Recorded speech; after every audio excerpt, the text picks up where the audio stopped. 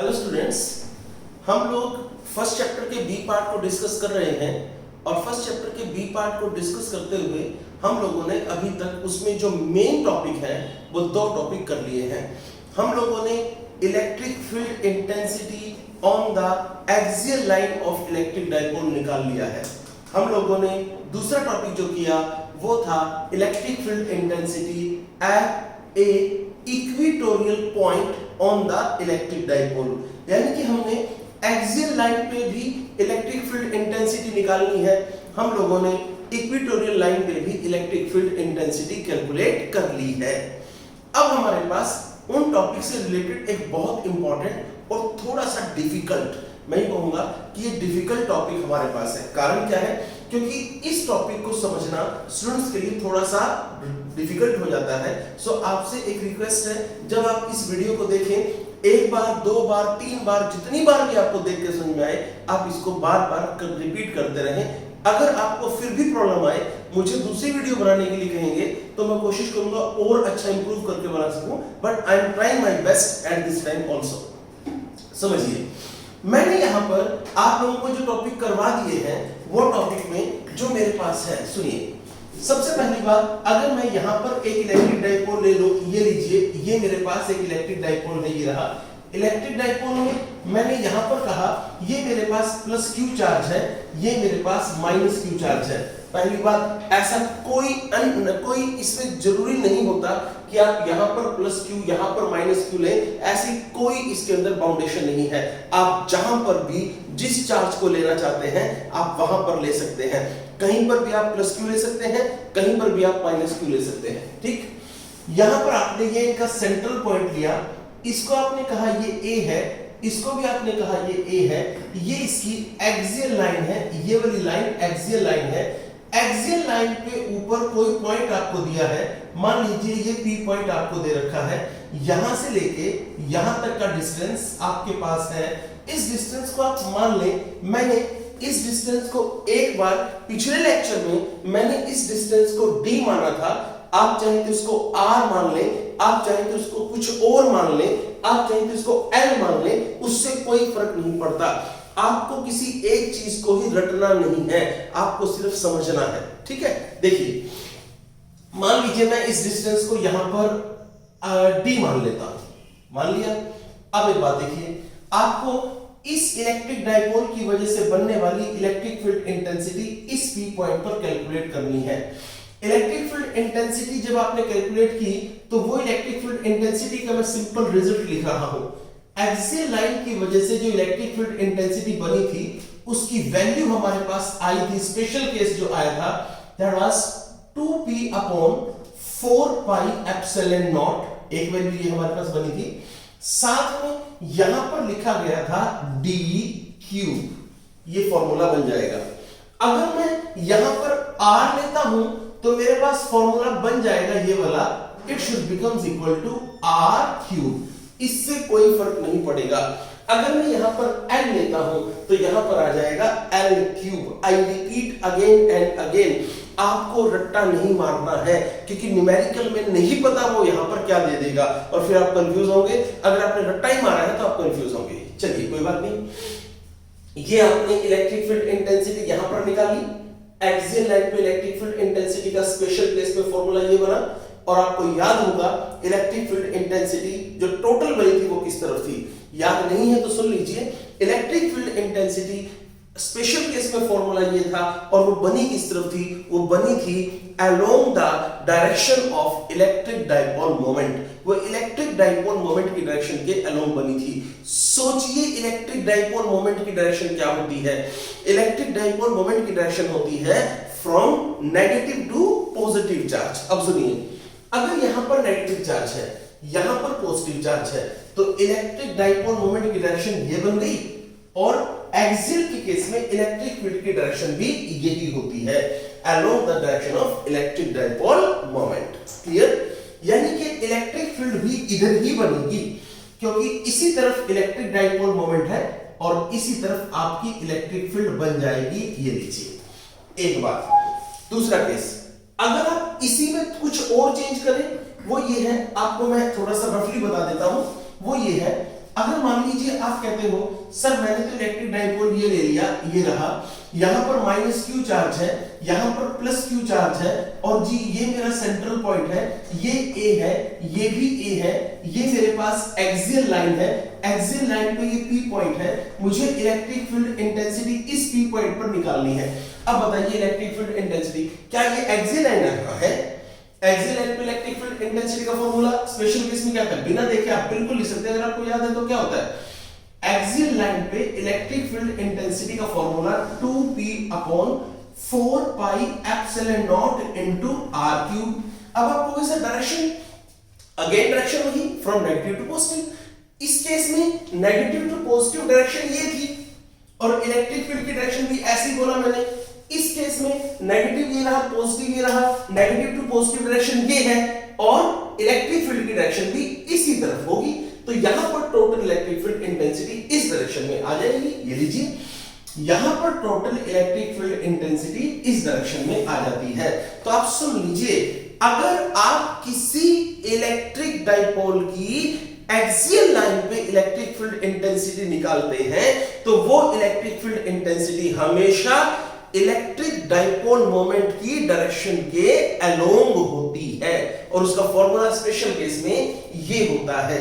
मुझे यहां पर स्पेशल केस चाहिए इसलिए मैं इसकी बात कर रहा हूं। अब मैं थोड़ा आगे चलता हूं। अब लास्ट में हम लोगों ने जो किया था वो था इक्वेटोरियल लाइन के लिए। सोचिए इक्वेटोरियल लाइन के लिए मेरे पास क्या केस बना था, वो कुछ ऐसे था, देखिएगा ध्यान से। मैंने यहां पर एक इलेक्ट्रिक डाइपोल फिर से कंसीडर कर लिया। लीजिए ये मेरे पास एक इलेक्ट्रिक डाइपोल है और यहां पर इस इलेक्ट्रिक डाइपोल को मैंने बना दिया, ये लीजिए साहब, ये इलेक्ट्रिक डाइपोल मैंने यहां पर बना दिया।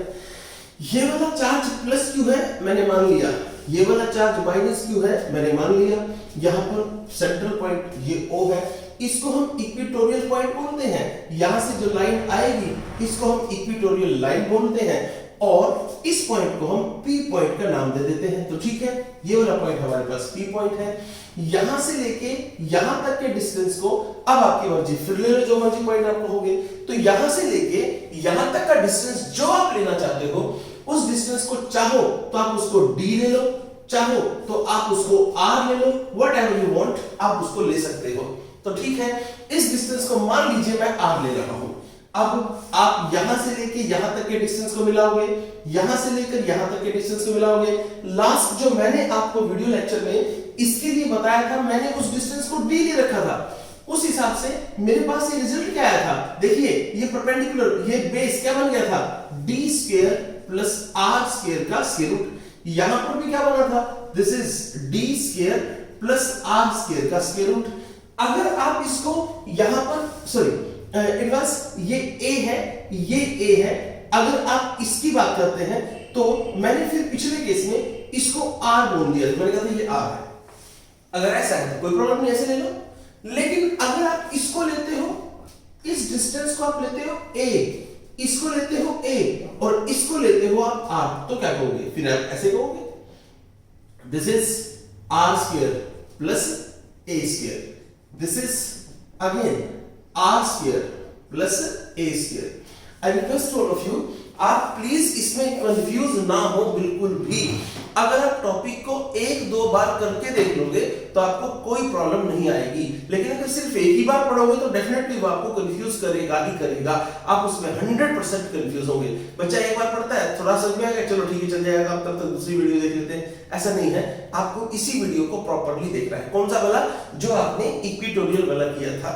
अब देखिए आपको यहां पर एक चीज और समझा दी थी कि यहां पर आपने test charge Q not consider किया। हाँ, ये वाला charge test charge Q not को इधर रिपेल करेगा, बिल्कुल। ये वाला charge test charge Q not को इधर अट्रैक्ट करेगा, बिल्कुल।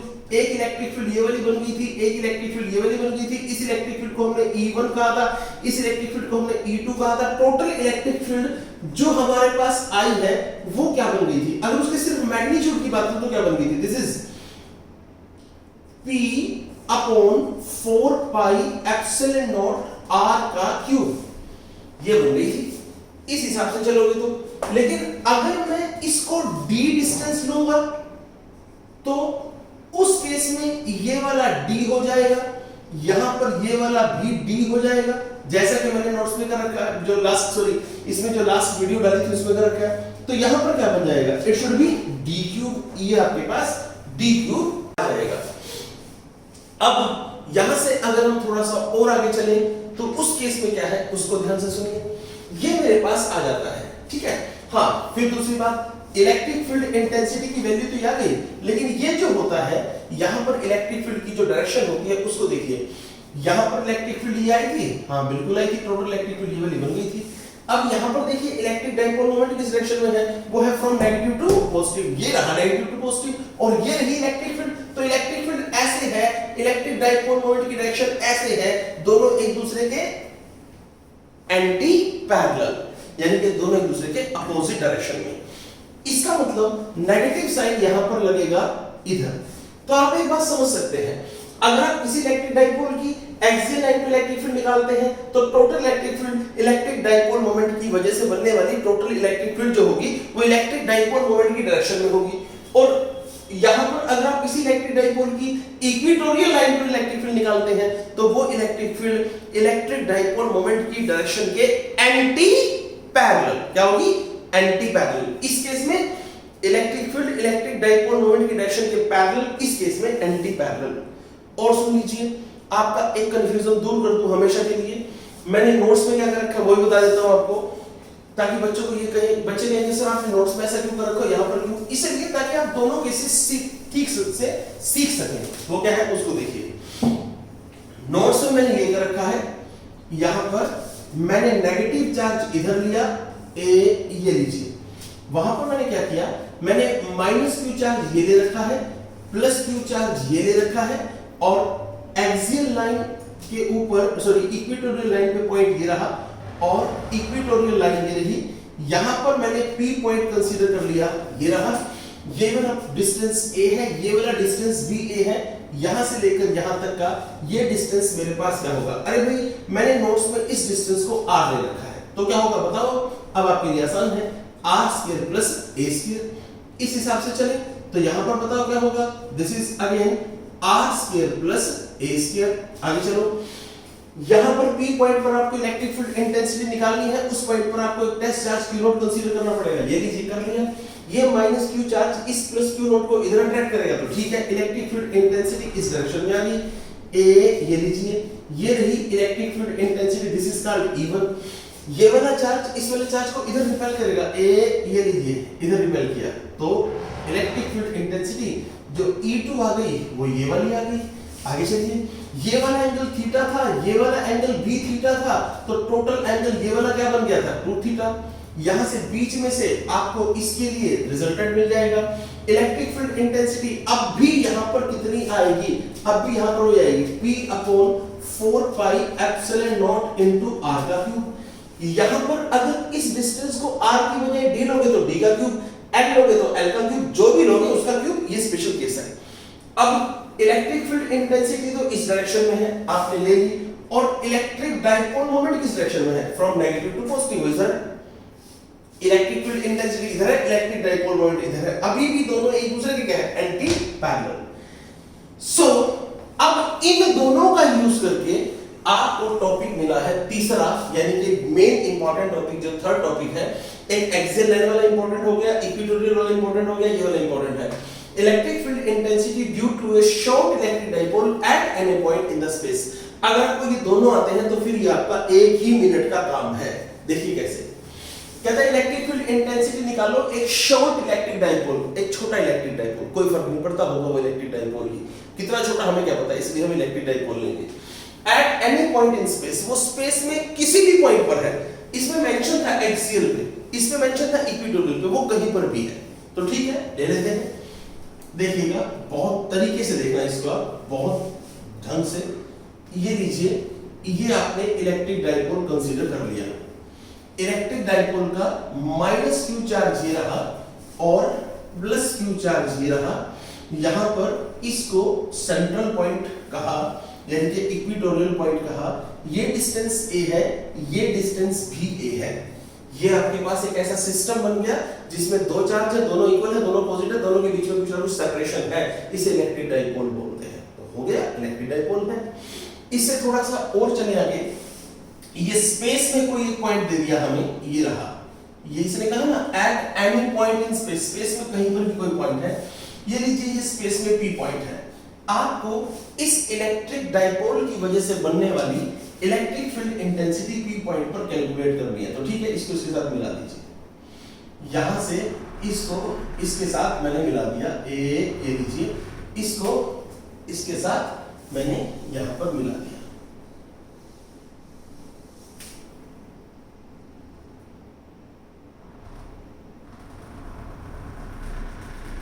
ये लीजिए मिला दिया। अब हम थोड़ा सा आगे चलते हैं। मान लीजिए यहां पर एक एंगल बना, this angle is very small, it is called theta angle. एक बात, यहां से लेकर यहां तक के डिस्टेंस को कुछ तो कहोगे, तो नोट्स में मैंने इस डिस्टेंस को r कह रखा है, तो ठीक है, मैंने यहां पर इस डिस्टेंस को r कह दिया। अब आपके पास अगर आपको समझ में आ गया है तो ये 2 ही मिनट का है। वो कैसे, देखो ध्यान से सोच समझ के मुझे बताना, आप ही इसको बता पाएंगे। यहां पर मैंने माइनस क्यू चार्ज लिया, यहां पर मैंने प्लस क्यू चार्ज लिया, माइनस क्यू ये रहा, प्लस क्यू ये रहा। इलेक्ट्रिक डाइपोल मोमेंट की डायरेक्शन होती है from negative to positive, from negative to positive. तो लीजिए ये नेगेटिव है, ये पॉजिटिव है, इलेक्ट्रिक डाइपोल मोमेंट की डायरेक्शन हुई फ्रॉम नेगेटिव टू पॉजिटिव। तो ये लो, ये रहा इलेक्ट्रिक डाइपोल मोमेंट की डायरेक्शन, ये रहा फ्रॉम नेगेटिव टू पॉजिटिव। तो इलेक्ट्रिक डाइपोल मोमेंट इस तरफ हुआ, डेफिनेटली हुआ। लीजिए इलेक्ट्रिक डाइपोल मोमेंट इस तरफ हो जाता है, दिस इज P, ये रहा P वेक्टर, ले लिया। इस P वेक्टर के साथ इस लाइन ने एंगल बनाया है, कौन सा एंगल, थीटा। तो सोच के बताओ इस P वेक्टर का ये कंपोनेंट कौन सा है, सोचिए। इस एक वेक्टर ने इस लाइन के साथ एंगल बनाया थीटा, तो बताओ इस P वेक्टर का ये कंपोनेंट कौन सा है। आपको पता है कोई वेक्टर किसी लाइन के साथ एंगल बनाता है तो वेक्टर का वो कंपोनेंट होता है कौन सा, cos थीटा वाला। तो ये वाला भी कौन सा बनेगा, it should be name as P cos theta. तो लीजिए यहां पर इसका नाम रखा, this is P cos theta, ये नाम हुआ। अब आप जानते हैं इस P का एक कंपोनेंट हो गया P cos थीटा, दूसरा क्या बनेगा P sin थीटा। और आप बता सकते हैं कि वो कैसे बनेगा। एक कंपोनेंट ये रहा, दूसरा कंपोनेंट इसके क्या होता है, परपेंडिकुलर। दूसरा कंपोनेंट देखो ऐसा होता है बच्चों, एक वेक्टर ये रहा, A वेक्टर है, A वेक्टर ने इस लाइन के साथ x एक्सिस के साथ एंगल बना लिया थीटा। तो एक A वेक्टर का ये कंपोनेंट क्या हो गया, A cos थीटा। तो बताओ फिर ये वाला कंपोनेंट कौन सा बनता है, y एक्सिस के लोग, this is A sin theta. इस x एक्सिस और y एक्सिस के बीच में एंगल कितने का बना, ये वाला 90। तो बस यहां पर भी यही है, ये यहां पर क्या है माइनस क्यू, ये क्या है plus Q, minus Q plus Q. तो ये क्या बन गया, electric dipole moment from minus two plus, यानी कि minus Q two plus Q, electric dipole moment आपके पास आ जाता है। अब थोड़ा सा आगे चलते हैं, सोच के बताइए। इस P का ये कंपोनेंट हो गया P cos थीटा, दूसरा कंपोनेंट होगा इस P का, हम जानते हैं कौन सा होगा, P sin थीटा। बस होगा कहां ये बताओ, इसके परपेंडिकुलर। सोचो इस लाइन के परपेंडिकुलर लाइन कौन सी है, बताओ। देखो इस लाइन के परपेंडिकुलर लाइन ये वाली बनेगी, यस और नो, यस। इस लाइन के परपेंडिकुलर लाइन कौन सी बनेगी, इसके परपेंडिकुलर ये वाली है, तो इसके परपेंडिकुलर ये वाली कैसे बनाऊं, बिल्कुल आसान तरीका, ध्यान से सुनना। आप मान लो इस लाइन को थोड़ा सा पीछे कर दो, एक ऐसे कर दिया। अब जब आप इस लाइन को थोड़ा सा पीछे करोगे तो अब आप इसके परपेंडिकुलर लाइन बना पाओगे। इसके परपेंडिकुलर ये बनती है, तो बताओ इस पूरी के परपेंडिकुलर कहां से बनेगी। आपको नहीं लगता इसके साथ यहां से लाइन बनेगी, इधर से ये लीजिए,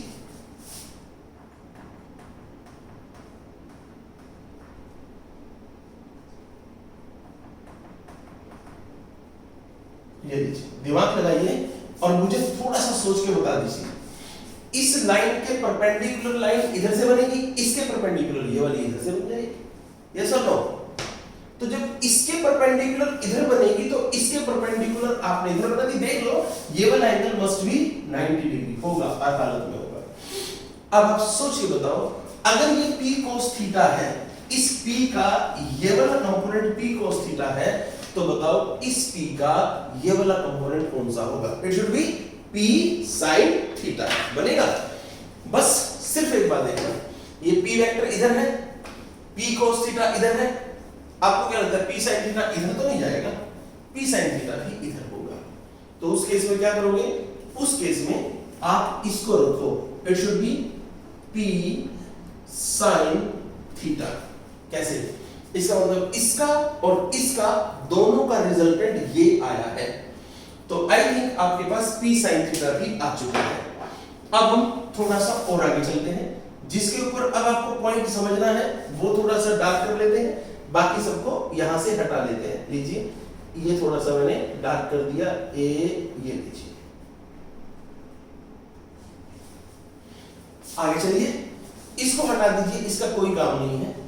अब आप इसको एग्जैक्टली सही तरीके से समझ जाएंगे। लीजिए, बार बार इसको बार बार देखते रहिए, आपको समझ में आ जाएगा। आई रिपीट, इस p ने इस लाइन के साथ एंगल बनाया थीटा, तो p का ये कंपोनेंट हो गया p cos थीटा, और ये कंपोनेंट पूरा अगर ऐसे लोगे तो ज्यादा चीज समझ में आएगा, ऐसे तो ये वाला कंपोनेंट हो गया कौन सा? p sin theta.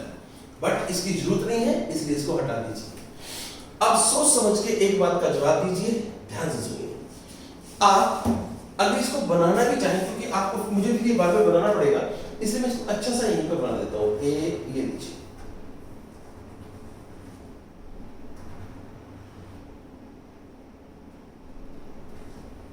और अब मेरी बात को सुनिए। आपको नहीं लगता आपको इलेक्ट्रिक फील्ड इंटेंसिटी यहां पर निकालनी है? लगता है, वो मैंने बोला है इलेक्ट्रिक फील्ड इंटेंसिटी आपको यहां निकालनी है। अब एक बात बताओ, अब इसके दो कंपोनेंट आपने बना लिए, एक कंपोनेंट p cos थीटा, एक कंपोनेंट p sin थीटा।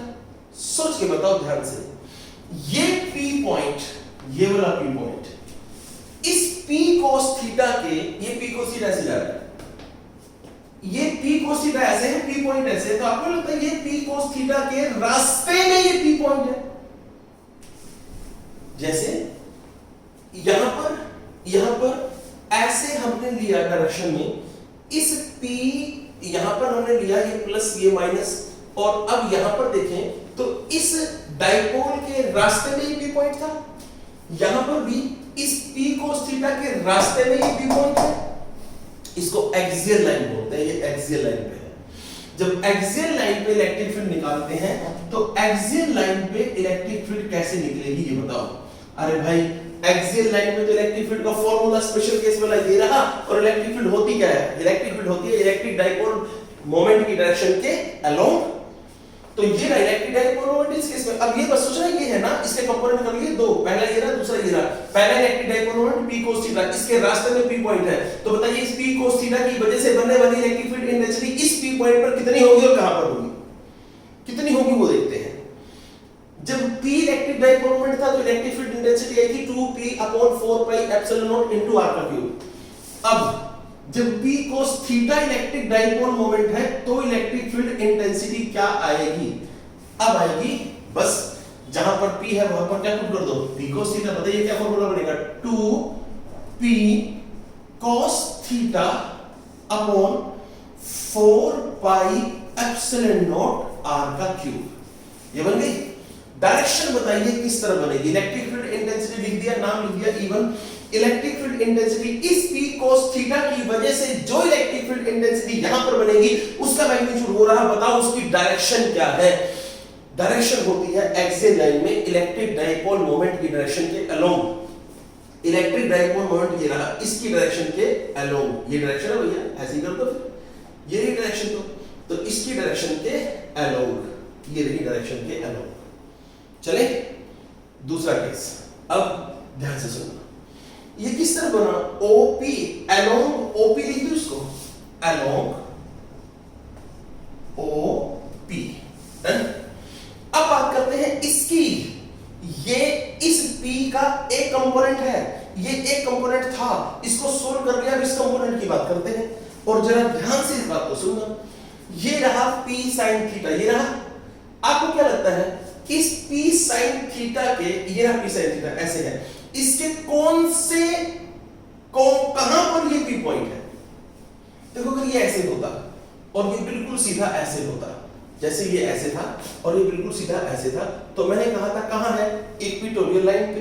यहां पर भी ऐसे होता और ये बिल्कुल सीधा होता तो मैं बोल देता इक्वेटोरियल लाइन पे, लेकिन ये तो ऐसे है, तो कोई बात नहीं, पॉइंट भी तो ऐसे है, ये ऐसे था तो ये ऐसे हो गया, ठीक है, और अगर ये घूम गया तो ये पॉइंट भी घूम गया। इसका मतलब इस p sin थीटा की कौन सी लाइन पर ये p पॉइंट है, इस p sin थीटा की इक्वेटोरियल लाइन पर ये p पॉइंट है। कौन सी लाइन पर, इक्वेटोरियल लाइन पर। और p cos थीटा की कौन सी लाइन पर, p cos थीटा खुद ऐसे है, p पॉइंट उसके रास्ते में आ गया तो एक्सियल पे, p sin थीटा खुद ऐसे है, उसके बाइसेक्टर पे ये है ऐसे, अगर सीधा रखते तो ऐसे हो जाता, ऐसे हो जाता, अब ये ऐसे है तो वो ऐसे है, तो ये p sin थीटा की कौन सी लाइन पर ये p पॉइंट है, it is on the equatorial line.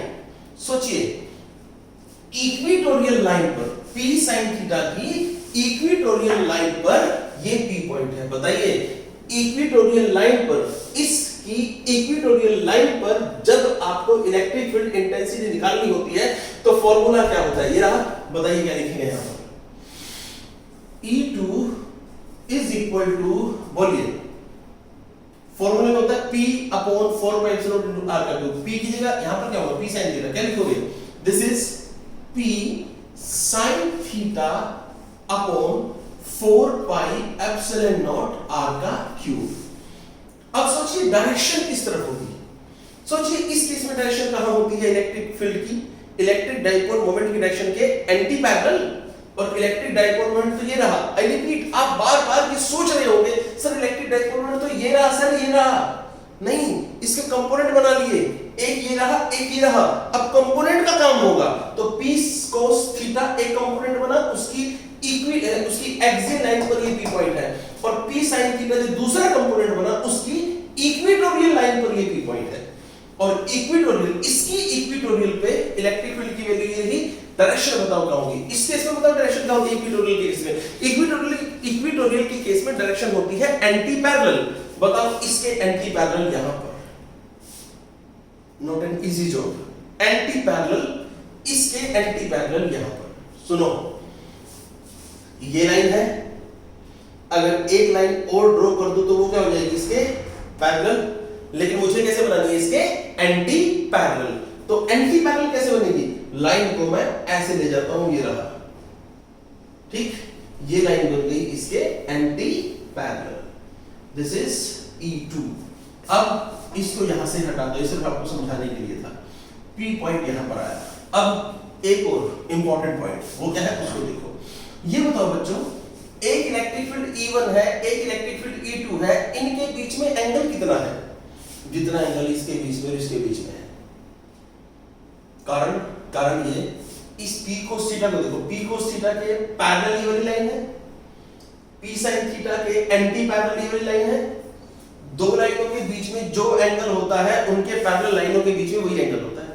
आप जानते हो p sin थीटा और p cos थीटा के बीच में कितना एंगल है, मैंने शुरुआत में बताया था 90 है, तो इसके पैरेलल, बेशक एंटी पैरेलल ही सही, इसके एंटी पैरेलल ये वाली लाइन, इसके पैरेलल ये वाली लाइन, इनके बीच में भी एंगल कितना होगा, अगेन 90, ये लीजिए 90 डिग्री एंगल है। एक इलेक्ट्रिक फील्ड ये रही, एक इलेक्ट्रिक फील्ड ये रही, दोनों इलेक्ट्रिक फील्ड की वैल्यू, मैग्नीट्यूड ये दे रखा है, डायरेक्शन बता दीजिए, पहले लिख सकते हैं ये किस तरफ है, देख लीजिए इलेक्ट्रिक फील्ड इंटेंसिटी किस तरफ है, क्या लिखूं, दिस इज अलोंग, कोई स्पेसिफिक इसकी डायरेक्शन नहीं बनती है, इसको P कहा, इसको आप कुछ भी नाम दे दीजिए, दिस इज x, तो क्या कहोगे, अलोंग px, ऐसे बोल दीजिए। हाँ, इलेक्ट्रिक फील्ड E1 और इलेक्ट्रिक फील्ड E2 के बीच में एंगल कितने का है, 90, बताइए टोटल इलेक्ट्रिक फील्ड कैसे बनेगी। अरे भाई दो वेक्टर दे रखे हैं, उनकी वैल्यू दे रखी है, उनके बीच में एंगल 90, बताओ इलेक्ट्रिक फील्ड इंटेंसिटी टोटल क्या बनेगी, अरे मैं रिजल्टेंट निकाल दो, कौन से लॉ से, parallelogram law of vector addition, क्या बनेगा, E का magnitude is equal to E1 के मैग्नीट्यूड का स्क्वायर प्लस E2 के मैग्नीट्यूड का स्क्वायर प्लस 2 E1 का मैग्नीट्यूड इनटू E2 का magnitude into cos of 90। cos 90 होता है 0। आप लोगों से 90 को लिया, ये लो एंगल होता है E1 और E2 के बीच में, 90 cos 90 0। जब cos 90 0 तो ये सारी कहानी खत्म। अब आपके पास सिर्फ क्या बचेगा इसमें, ये लीजिए, सिर्फ ये बचा, E1 के मैग्नीट्यूड का स्क्वायर प्लस E2 के मैग्नीट्यूड का स्क्वायर, बस ये बचा भाई। वैल्यू लिख लो बस ये फटाफट। क्या बोला, E1 के मैग्नीट्यूड का स्क्वायर, बताओ E1 कहां है, ए ये रहा E1, इसके मैग्नीट्यूड का स्क्वायर कर लो। लो भैया कर देते हैं, 2p cos theta upon 4 pi epsilon not r का क्यूब, उसका हो गया स्क्वायर, प्लस आगे बढ़ो E2 ये रहा p sin theta upon 4 pi epsilon not r का क्यूब, उसका ही हो गया स्क्वायर। आगे बढ़ो, total electric field intensity E is equal to, यहां से मैं आगे बढ़ता हूं और ध्यान से देखना बच्चों, मैं इसको लिख सकता हूं 4p square cos square theta upon, यहां से वैल्यू मेरे पास आएगी, मैं काम करता हूं, सबसे पहले जो कॉमन है उसको बाहर निकाल लेता हूं, जो कॉमन है वो वाली वैल्यू में बाहर निकाल ली, ठीक है। देखिए क्या बनेगा, this is p upon 4 pi epsilon not r का क्यूब, ये होल स्क्वायर अपनी पावर के साथ आएगा, यहां पर है। अब बताइए यहां पर क्या बचा, यहां पर बचा है 2 cos स्क्वायर उसकी पावर 2, अरे यानी कि 2 cos यहां पर थीटा की पावर 2 प्लस ये p चला गया, क्या बचा, दिस इज sin थीटा का होल स्क्वायर, स्क्वायर तो सबके पास रहेगा। आगे चलिए, ब्रैकेट यहां पर बंद, अगला स्टेप यहां पर आ जाइए, ये जो है इस पूरे का स्क्वायर भी और स्क्वायर रूट भी, इसको तो बाहर निकाल लो, निकाल दिया, p upon 4 pi epsilon not into r का क्यूब, यहां पर देखिए आपको क्या मिलेगा, 4 cos square theta plus sin square theta, ये लीजिए, ये जो 4 cos square theta plus sin square theta है, देख लीजिए करके 4 cos square theta plus sin theta, इसका आ जाएगा sin स्क्वायर थीटा। चाहे तो आप ऐसे लिख सकते हैं, 4 cos स्क्वायर थीटा है ना, इसको लिख दो 3 cos स्क्वायर थीटा, और जो 3 वाला एक निकाला है उसको यहां लिख दो cos square theta, sin square theta plus cos square theta is equal to 1, तो 1 लिखा, ये लीजिए, ये 1 होते ही ये खत्म।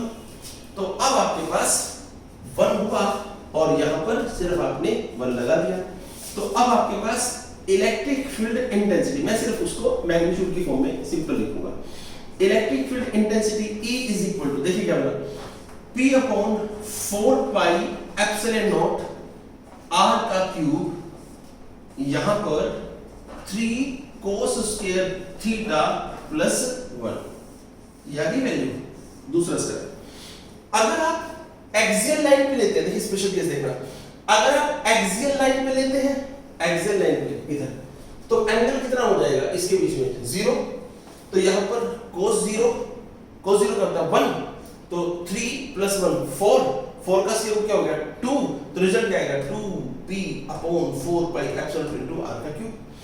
यानी कि अगर आप थीटा की वैल्यू लिखते हैं 0, तो रिजल्ट क्या आएगा, रिजल्ट इलेक्ट्रिक फील्ड की वैल्यू आएगी उस केस में, electric field E is equal to 2p upon 4 pi epsilon not into r का क्यूब।